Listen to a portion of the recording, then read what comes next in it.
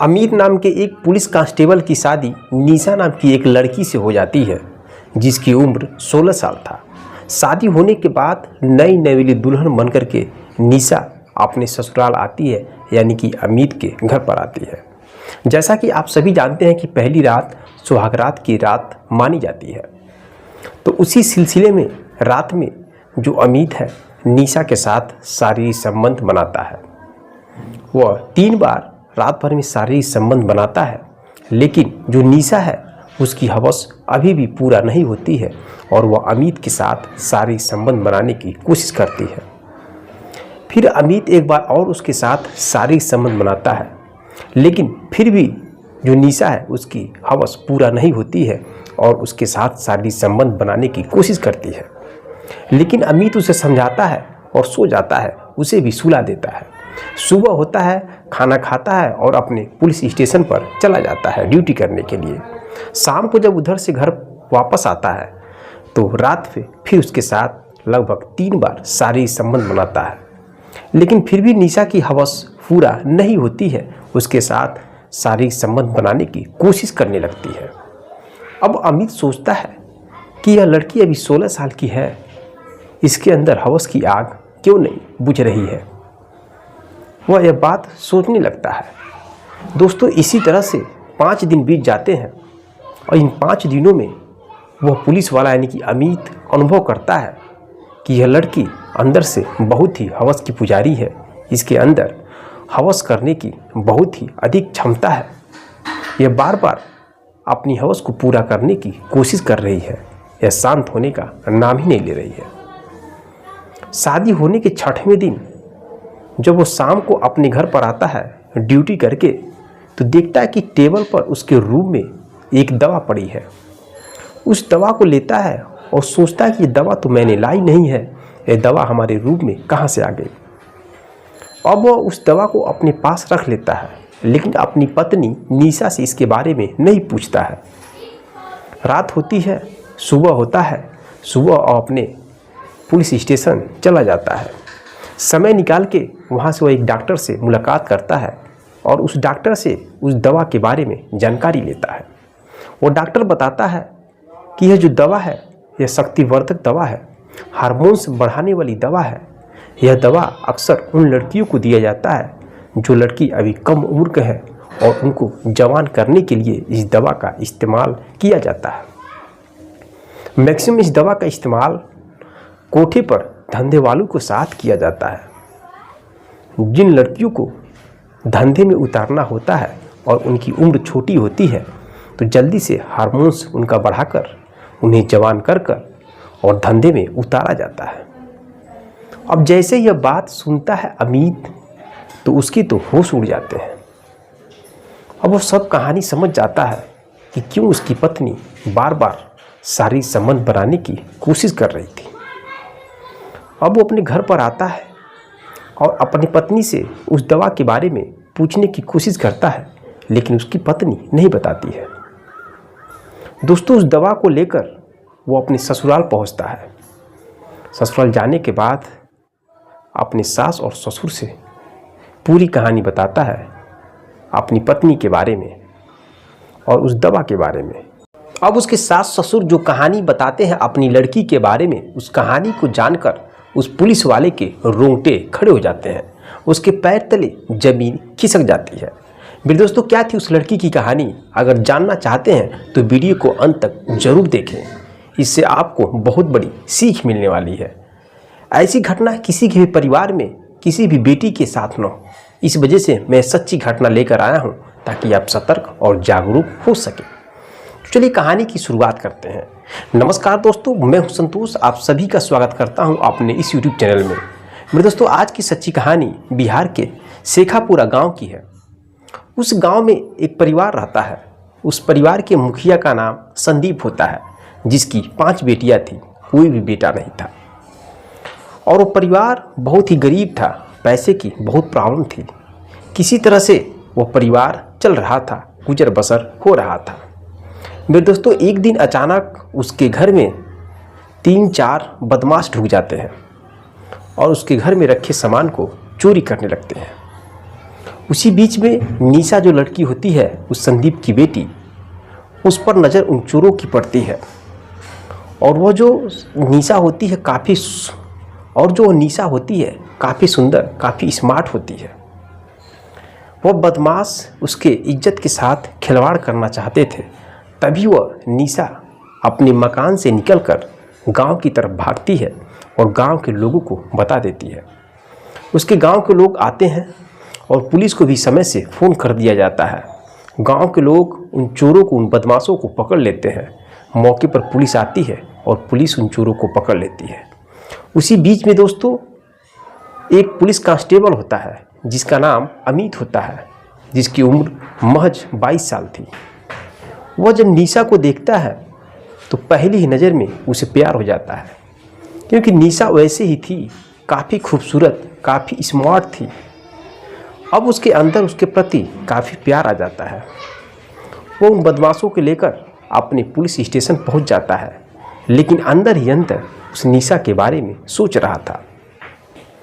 करीब 5 दिन बीत जाते हैं, उसके बारे में हमेशा सोचता था, उससे बोलने की कोशिश करता था, प्यार करने की कोशिश करता था, अंदर ही अंदर प्यार करने लगा। लेकिन इस बात की जानकारी निशा को नहीं थी। अब मेरे दोस्तों 1 हफ्ते का वक्त बीत जाता है। वह पुलिस कांस्टेबल बहुत ही परेशान हो जाता है। फिर वह निशा के घर पर जाता है और निशा के मम्मी पापा से कहता है, देखिए आपकी जो लड़की निशा है उससे मैं काफ़ी प्यार करता हूँ, लेकिन निशा को इस बात की जानकारी नहीं है और मैं उससे शादी करना चाहता हूँ। आप लोगों की राय क्या है? निशा के पिता संदीप कहते हैं, बेटा हमें 2 दिन का वक्त दो, 2 दिन के बाद सोचकर आपको हम बता देंगे। अब वो पुलिस कांस्टेबल वहाँ से चला जाता है। 2 दिन के बाद अमित फिर आता है निशा के घर पर और उसके माँ बाप से पूछता है। तो उसके माँ बाप कहते हैं, बेटा हम राजी हैं, अपनी लड़की की शादी आपसे कर सकते हैं, आप अपने घर पर पूछ लीजिए। अब दोस्तों इधर से तो इजाज़त मिल जाता है। अब अमित अपने घर पर फ़ोन करता है और अपने घर वालों को बात करता है, उन्हें मनाता है। उसके घर वाले भी मान जाते हैं, क्योंकि बेटा पुलिस में था। सोचते थे कि बेटा पुलिस में है तो अपनी मनपसंद की शादी करेगा तो क्या दिक्कत है। अब दोस्तों दोनों के घर वाले राज़ी हो जाते हैं और धूमधाम से निशा की शादी अमित से हो जाती है। निशा की उम्र महज उस समय 16 साल था और जो अमित है उसका उम्र 22 साल था। शादी होती है, नई नवेली दुल्हन बन करके निशा अपने घर पहुंचती है, यानी ससुराल पहुंचती है। जैसा कि आप सभी जानते हैं कि पहली रात सुहागरात की रात होती है। अब रात में अमित निशा के साथ शारीरिक संबंध बनाता है। वो 3 बार उसके साथ शारीरिक संबंध बनाता है। उसके बावजूद भी जो निशा है उसकी हवस पूरा नहीं होती है। वो फिर अमित से शारीरिक संबंध बनाने की कोशिश करती है। अमित फिर एक बार उसकी इच्छा को जानते हुए उसके साथ शारीरिक संबंध बनाता है। अब वो सोचता है कि निशा सो जाएगी, लेकिन निशा फिर भी नहीं मानती है। अभी भी फिर उसके साथ शारीरिक संबंध बनाने की कोशिश करने लगी। अब अमित उसको समझाता है, उसको सुलाता है, फिर अपने भी सो जाता है। सुबह होता है, अपने काम पर चला जाता है। पुलिस था, पुलिस स्टेशन पर उसकी ड्यूटी थी, चला जाता है। शाम को आता है, फिर रात में उसके साथ शारीरिक संबंध बनाता है। फिर वह 3 बार बनाता है शारीरिक संबंध, लेकिन निशा की हवस फिर भी नहीं पूरा होती है। अब इसी तरह दोस्तों 5 दिन बीत जाते हैं। अब उस अमित को मालूम चल जाता है कि उसकी जो पत्नी है वो हवस की पुजारी है। उसके अंदर न जाने कितने हवस हैं, उसकी इच्छा पूरी नहीं हो रही है, कितना भी मैं शारीरिक संबंध बना रहा हूँ।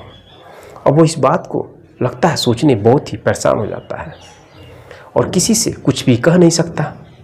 अब वो एक दिन जब ड्यूटी से शाम को अपने घर पर आता है तो देखता है कि उसके घर में टेबल पर एक दवा पड़ी है। उस दवा को देखता है और सोचता है कि दवा तो मैंने लाई नहीं है, फिर भी ये दवा मेरे घर में टेबल पर कैसे पड़ी है। उस दवा को अपने पास रख लेता है, लेकिन अपनी पत्नी से नहीं पूछता है कुछ। सुबह होता है, नहाता है, खान पान करके अपने ड्यूटी पर चला जाता है। अब वहीं से वह एक डॉक्टर से संपर्क करता है। उस डॉक्टर के पास जाकर उस दवा के बारे में पूरी जानकारी लेता है। वो डॉक्टर बताता है कि यह दवा हार्मोन्स बढ़ाने वाली दवा है, शक्तिवर्धक दवा है। यह दवा वहाँ पर इस्तेमाल किया जाता है जहाँ पर जिन लड़कियों को जवान करना होता है। मैक्सिमम इन दवा का उपयोग कोठे पर किया जाता है, जहाँ पर कम उम्र की लड़कियों को दवा देकर उन्हें जवान कर कर और धंधे में उतारा जाता है। अब दोस्तों जैसे ये बात सुनता है वो पुलिस वाला, तो उसके पैर तले ज़मीन खिसक जाती है। वो सोचने लगता है कि मैं कहाँ फंस गया, मैं किस लड़की से शादी कर लिया। अब उसके अंदर बहुत बेचैनी आ जाती है। अब घर पर आता है। घर पर आने के बाद वो अपनी पत्नी से पूछता है, लेकिन पत्नी कुछ भी नहीं बताती है। पत्नी को 2 झापड़ भी मारता है, पत्नी कुछ नहीं बताती है। फिर वो अपने ससुराल पहुंचता है और अपने सास ससुर से अपनी लड़की की पूरी कहानी बताता है कि करीब 1 हफ्ते के दिन हो गए, लेकिन उसकी हवस की इच्छा जा ही नहीं रही है। और एक दवा मिली है, उस दवा के बारे में मैंने पूरी जानकारी डॉक्टर से ले ली है। क्या सही है क्या गलत है, अब आप लोग अपनी लड़की के बारे में बताइए, वरना मैं इसे छोड़ दूंगा। अब दोस्तों जैसे शब्द सुनते हैं उसके माँ बाप तो हाथ जोड़ लेते हैं और रोने लगते हैं। रोते हुए कहते हैं, बेटा मैं पूरी कहानी बताऊंगा, सब सही सही बताऊंगा, लेकिन आप मेरी लड़की को मत छोड़िए, हम लोग बर्बाद हो जाएंगे, हम शादी कैसे करेंगे अपनी लड़की का। अब दोस्तों वो पुलिस वाला कहता है, पहले आप लोग वो कहानी मुझे सही सही बताइए, उसके बारे में सही सही से बताइए। अब उसका बाप बताना शुरू करता है। संदीप कहता है अमीश से, बेटा जो हमारी लड़की है जिसकी उम्र 16 साल तुम समझ रहे हो, उसकी उम्र 16 साल नहीं है, उसकी उम्र महज 10 साल है। हमारी जो पत्नी है वह धंधा करती है, धंधे की वजह से जो पैसा आता है तो हम लोग अच्छे से घर बनवा कर रह रहे हैं, उसी पैसे से हम लोग जी रहे हैं, खा रहे हैं। और उसी धंधे में उतारने के लिए अपनी बेटी को भी शक्तिवर्धक हार्मोन्स बढ़ाने वाली दवा को देते थे ताकि जल्दी जवान हो जाए और वो भी धंधे में उतर जाए। और धंधा हम लोग उससे भी कराना स्टार्ट कर रहे थे। अब ये बात जैसे सुनता है अमित, उसके पैर तले ज़मीन खिसक जाती है। वो सोचने लगता है, यार मैं कहाँ फंस गया, कैसे लड़की से मैं शादी कर लिया, मेरे घर वाले जानेंगे तो क्या सोचेंगे। अब वो सोचने लगता है कि अगर मैं अपने घर पे बताऊंगा तो मेरे घर वाले कहेंगे कि तुमने ही तो लड़की को पसंद करके शादी किया, तुमको जानना चाहिए उस लड़की का बैकग्राउंड क्या है, उसके घर वाले कैसे हैं, और तुमने एक धंधे वाली की लड़की से शादी कर ली। अब दोस्तों वो अपने घर पर इन बातों को नहीं बताता है और अपने सास ससुर से बात करके फिर अपने घर पर चला आता है। अब 2-3 दिन तक सोचता रहता है कि मैं करूं क्या करूं, इसे लड़की को छोड़ दूं, इसे तलाक दे दूं, मैं घर पे कैसे बताऊं। ये सब चीज़ों के बारे में सोचकर बहुत ही परेशान होता है। फिर वो एक लास्ट डिसीजन लेता है, अपने ससुराल पहुंचता है और अपने सास ससुर से कहता है कि ऐसा है कि आप लोग उस धंधे को छोड़ दीजिए, वो गलत रास्ता पे अब मत जाइए, आप लोग जीवन में एक अच्छा रास्ता अपनाइए, कोई धंधा करिए, पैसा कमाइए, लेकिन वो गंदी जो रास्ता है आप लोग ने चुना है उसको छोड़ दीजिए। जो भी पैसा लगेगा वो पैसा मैं आपको दूंगा, आपके परिवार का भरण पोषण करूंगा, और मैं अपनी पत्नी निशा को नहीं छोड़ूंगा, उसका इलाज कराऊंगा, उसका जीवन आगे बढ़ाऊंगा। अब जैसे यह बात सुनते उसके सास ससुर तो अपने दामाद के आगे हाथ जोड़ लेते हैं और रोने लगते हैं। कहते हैं, बेटा तुमने मुझे रास्ता दिखाया, ऐसा बेटा बहुत कम लोगों को मिलता है।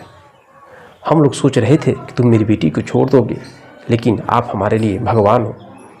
अब दोस्तों वह अपने सास ससुर का हाथ पकड़ लेता है, उन्हें समझाता है और समझाने के बाद अपने घर पर आता है और अपनी पत्नी निशा को लेकर हॉस्पिटल जाता है, उसका इलाज कराता है।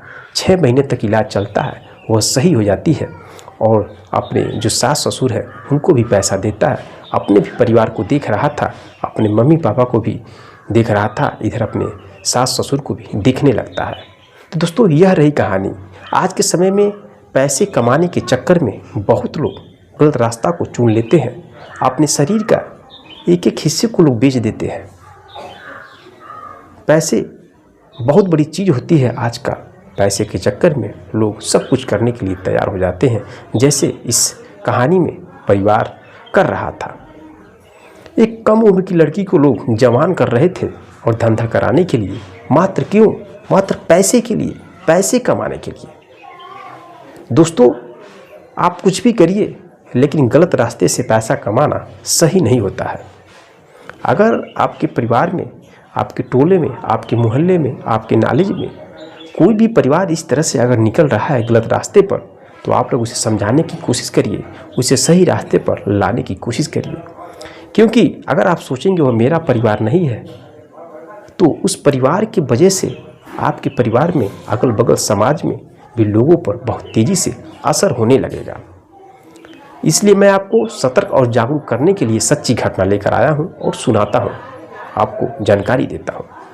मेरे दोस्तों, जाते जाते लास्ट में कहना चाहता हूं कि उस पुलिस वाले ने जो अपने पत्नी के साथ, जो अपने सास ससुर के साथ किया, क्या वह सही किया या गलत किया? उसकी जगह पर आप लोग होते तो क्या करते? मेरे दोस्तों, बहुत कम ही लोग होते जो इस कंडीशन में अपने पत्नी को अपने पास रखते और यह जानते हुए कि उसके सास ससुर, उसकी बेटी धंधे वाली थे और धंधे में काम लोग करते थे, अपने जिस्म को बेचते थे। बहुत कम लोग मिलेंगे। तो मैं कहना चाहता हूं कि आप उस पुलिस कांस्टेबल अमित के बारे में क्या कहना चाहते हैं, कमेंट बॉक्स में कमेंट जरूर करिएगा। मिलते हैं दोस्तों नेक्स्ट वीडियो में नेक्स्ट कहानी के साथ। तब तक के लिए जय हिंद, जय भारत।